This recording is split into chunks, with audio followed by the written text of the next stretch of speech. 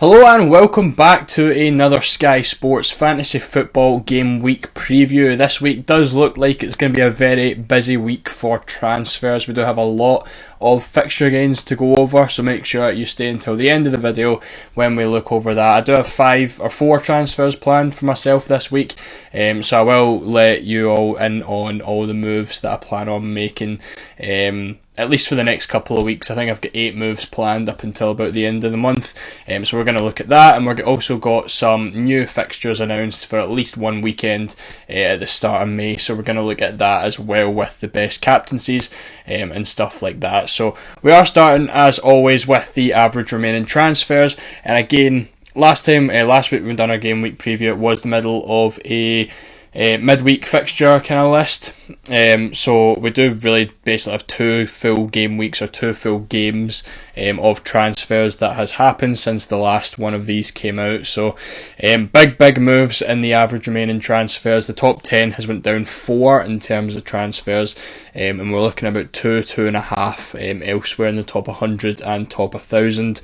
Top 5,000 hasn't dropped too much, dropped 1.5 down to 9.5 transfers, but we're really looking at the top 1,000. I think the top 1,000 is most people's goal, sitting at about 10 on the average when it was about 13. I think it was 12.9 last week, so 10 is the average now. Personally, I'm on 14. You can see that just below me on the stats for me. My second team is 9, but again, not really too bothered about the second team, but 14 left for myself. I think a lot of people are in a similar kind of boat. I don't think the majority of us have dropped below the 10 transfer mark so far, but looking at my transfer plan I had at the end of the season, or at the start of the season, about this time, I was looking to aim for about 8 transfers, so I'm literally looking at nearly double that, which is quite good, and there is a lot of moves to be made over the next couple of weeks. So popular transfers in and out this week. It is kind of similar to last week with similar players. Darwin Núñez is at the top this week with Mo Salah in second. Again, Liverpool had a lot of fixture gains over some teams like the Spurs and stuff. A lot of us were making those transfers. Núñez was a transfer I made over the weekend as well, or last week, I think it was Wednesday. He came in for me. He's top of the list this week. Salah is also in there with more people bringing him back. Isak, another one that does look quite good. I think the only thing with Newcastle is they don't really have too many fixtures in the short term. I definitely would have liked to consider them because Wilson is out, I think, for the rest of the season, so Isak's basically nailed in that Newcastle team. Decent fixtures as well. There just isn't really enough for me to warrant buying him. Palmer still one that's coming back in again, which is quite surprising. I thought the majority of people would have him in their teams right now. And then Raya, another one who was quite popular. You can see in the transfers out, Ederson obviously was injured. I believe he's back now. He is predicted to start in the Champions League tonight. But that looks like it was a popular move. People moving Ederson on to David Raya. Watkins, a massive percentage there at 7.5 in terms of transfers out, and then ended up scoring at the weekend. I imagine all these transfers happened before the weekend when he was rumoured to be injured, but I guess that's just an unfortunate one where he has scored. But the thing with Watkins, I think it is still a decent move. The fixtures are quite hard. They don't really have massive gains over anyone, and it just seemed like a sensible move to take him out when they did. Just unfortunately, they did score. It's not like everyone's going to take him out and he's not going to score again, so we're just going to have to kind of deal with Watkins scoring every now and then. Saka, another one, popular transfer out. He was also there last week. The same with Kyle Walker, who's injured, and Nathan Ake as well, who's also injured. So 3 Man City players in terms of in the top 5 list for the out transfers this week. So captaincies for this week, we've got games on Saturday, Sunday, and then a single on Monday between Chelsea and Everton. This one, I think, or even this week in general, I think it is pretty straightforward with the captains. We've got Haaland and we've got Tony here. The only reason we've got Tony is because it is a game against Sheffield United, but I do think the majority of people are going to be captaining Haaland on Saturday. Game against Luton and a massive 71% chance of scoring. I don't think anyone's really going to be going any different from that. You can see with Tony's recent games as well, he hasn't really been performing. 1-2, 5-3 and 2 in his last 5. Other than that, I just don't really see any other players that you would maybe want to go for as a differential. Solanke's maybe an option at home against Man United, but even then Solanke hasn't been brilliant recently. I think it is just the easiest Haaland captaincy. It's first and second for expected goals conceded, Luton at number 1, and you can see by the chances conceded as well. Sheffield are more of a team that do seem to concede chances down the wing, so it doesn't really favour Tony as much. I think, again, there's not really too much to be speaking about for this day. I think it's an easy Haaland captaincy. Sunday is a little bit more difficult. We do really have 2, possibly 3 options here. We've got Saka, we've got Salah, then there's a possible outside shout of Bowen here, but after looking at the scoring probabilities, Salah and Saka were the most likely, so left Bowen out of this one. Salah against Crystal Palace and Saka against Aston Villa. Villa look like the more leaky defence. You can see by the chances conceded, Villa are or do seem to concede most of their chances down Saka's side, and obviously in terms of expected goals conceded, do concede more than Palace do. And again, another one with Palace is that they do concede their chances down Salah's side as well. So kind of a difficult one for a few people. It might be looking at captaining Saka just because he is kind of the guy for Arsenal. I think with Salah though, you just have to kind of pick him in this situation. It's an easier fixture on paper. Villa's going to be up for the game. It's going to be a difficult game for Arsenal. I think if anyone's going to score like 2 goals, it is going to be Salah. I don't think Arsenal are going to be scoring 3-4 goals against Aston Villa, and even though Palace do look pretty decent defensively, I think there's more of a chance Liverpool put a few past them, and obviously Salah's going to be the guy who's going to be most likely involved in that. Much higher chance of scoring as well. Salah at 56% compared to Saka's 43%, so for me I think this goes to Salah. And then Monday is probably the easiest captain of the week. We're going to go for Cole Palmer here. I think there's no real debate there. I've got Calvert-Lewin in here as well because he has a possible differential if you're looking to gain some rank. We will look at it more later when we look at the fixture gains and stuff, but Everton do have some pretty decent fixtures coming up. You've got the likes of Luton, they've got Sheffield as well before the end of the season. Obviously you need to expect or hope that Calvert-Lewin stays fit until then, but again, it's one of those ones where if you really wanted to go for a differential, he is there. He's scored in his last 2 games, and yeah, he's really just there to because I needed someone else for the graphic, to be honest, and I didn't want to go with 2 Chelsea players because everyone's going to be picking Cole Palmer anyway. So yeah, again, we'll look at Calvert-Lewin more later in the video, but this is an easy Cole Palmer captaincy on Monday. So looking at our fixtures then, this is where we have some extra fixtures that have been announced. It's really just a weekend of fixtures. We've got Thursday through to Monday at the start of May. 3 single game days that have been announced through that period. We've got Chelsea versus Spurs, we've got Luton versus Everton, and we have United versus Palace. So again, as I was mentioning, Calvert-Lewin just there as an option for this single game day. If you were really looking for someone, it is probably one that you would maybe look to skip though, because there's just no one really that stands out too much from either of those 2 teams. But as an option, if you've got loads of transfers left and you're looking to make the most use out of them, cover every single game day, then I suppose that's an option there. Chelsea, Spurs, it's either going to be Palmer, it's going to be Son, and then Man United and Palace. I've been saying for a couple of weeks that Højlund looks like a pretty decent option for these games here. It's a shame that he doesn't have, like, he's got a pretty big gap here, but I think Højlund's coming in on this day on the 24th of April, holding him right through to this Palace single could be a pretty decent move. Looking at the captains and stuff, I have updated this. We now have this here, which is the newer fixtures, and it leaves us with a captaincy table looking something like this. So we've got Haaland 4 times until obviously this is until the fixtures are announced. We do have 2 weeks left of games after that, but obviously we can't judge that right now. But Haaland's got 4 captains, Højlund with 3, Palmer with 3, Saka with 2, Salah with 2, and then I've got Calvert-Lewin with 1, which is obviously the single against Luton. So that's 3 Chelsea single game days and 2 Everton single game days as well.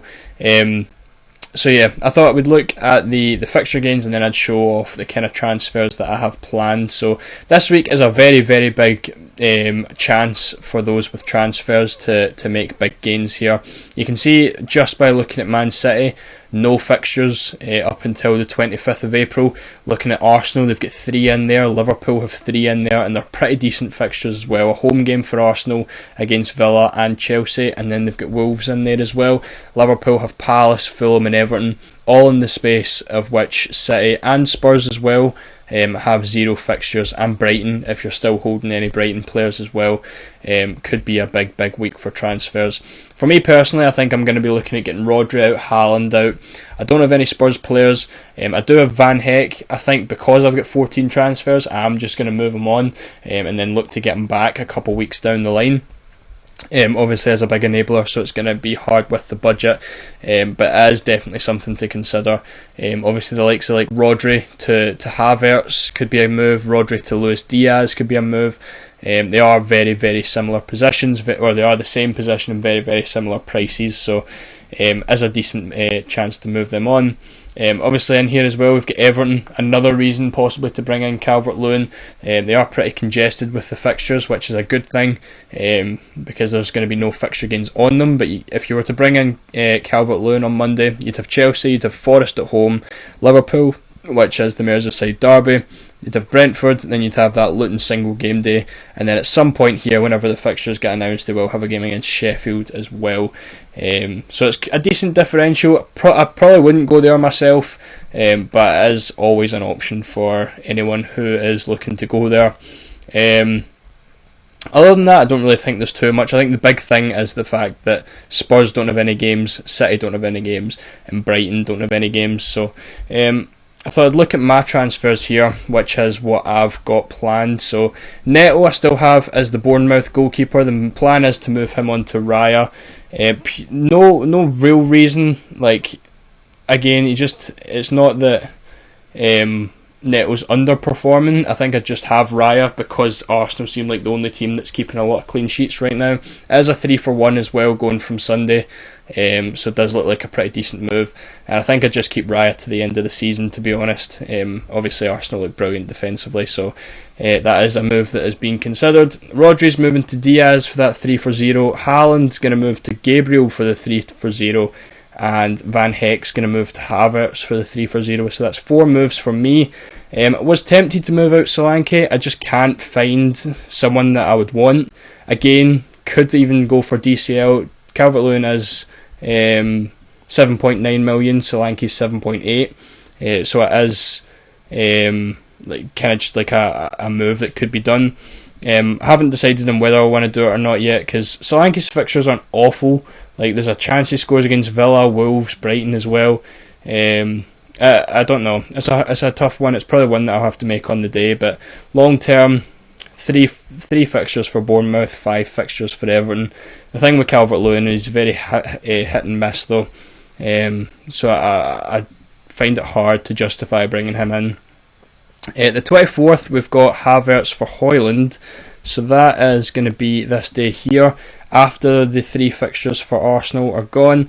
Obviously need to bring Højlund in for this Sheffield game, so we're getting the 2-for-0, which is Sheffield and Burnley, and then it's another 2-for-0 with Havertz over Højlund, but I think I'd rather just keep Højlund through this period of fixtures. As always, an option again, if I wanted to bring in Son for Højlund after these 2 and then move back to him. It's another 3-for-0 in there. I don't think anyone else has 3 fixtures other than Spurs in there. No, so if I was to bring Højlund in against Sheffield and Burnley, it is difficult fixtures for Spurs, but at the same time it is still 3 fixtures. Move on to Son for 3 games and then move back to Højlund for this single, which is why I've got Son in here, because I might do it. On the 25th of April is when all the City guys are coming back. Haaland, Rodri and Van Heck for Diaz, Nunez and Gabriel. Again, if I go to the 25th, that is when the City fixtures come back.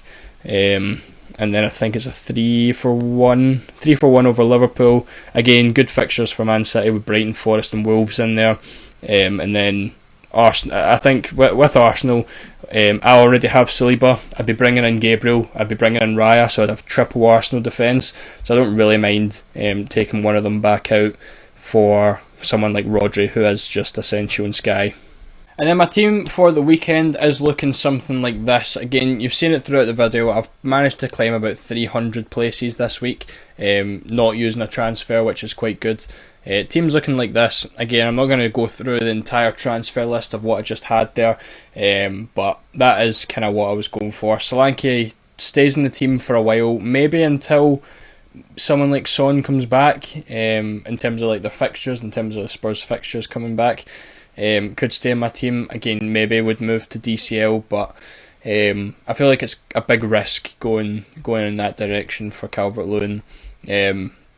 But we'll see about that, to be honest. This week was alright. I'm trying to remember what actually happened. Freaking memory of a starfish. Oh no, yeah. So that was the week before. This was this week. So not great in terms of my first team. I think I was about 100,000 for the week. No one was really performing too well. I get 2 double-digit hauls from 2 players that everyone owns. So it wasn't great. 70 points in there. Second team done a lot better with 89. I had Havertz in this team. Haaland was captain. That was one mistake. I think both my captains were actually mistakes this week. I captained Solanke on Saturday. He didn't do anything. Haaland obviously scored. He was the other option. And then I captained Palmer on Sunday. He only got an assist. Salah was the better captain after scoring as well. And then the Nunez move that I made last week, I think we were speaking about that in last week's Gameweek preview. Going Nunez over Son. Nunez has a goal, a shot here, and an assist since bringing him in. Son obviously just got the assist at the weekend, so far it has paid off, and Son only has one more fixture, as Liverpool I think have 3, so it's been a pretty decent move for that one. Again, captaincies this week, it's going to be Haaland on Saturday, it's going to be Salah on Sunday, and it's going to be Palmer on Monday. Second team, again down to 9 transfers. I don't think I made any moves in here this week either. No moves there. Pretty similar looking team now. I feel like everyone kind of has a team that looks a lot like this. I think with the fact that City players are coming out soon, Arsenal, Liverpool, United players will all be coming in, it's going to be a big sea of red in terms of the teams this week, or after this week. But that is the plan. So that is my transfer plans. That is how everything is looking. I believe after all those transfers on that list, I'll be down to about 6 transfers with 2, maybe 3 weeks to go, which is absolutely plenty. I'm happy enough with that. I think I ran out quite early last year, and I finished about 300, so still aiming for that top 1,000. Only 1,800 places to go, and again I'm 4 transfers over the average, so hopefully things go well. Hopefully I can push into that top 1,000. Again, if you enjoyed the video, make sure to leave a like, make sure to subscribe if you're new, because we do this every single week, and I will see you all in the next video.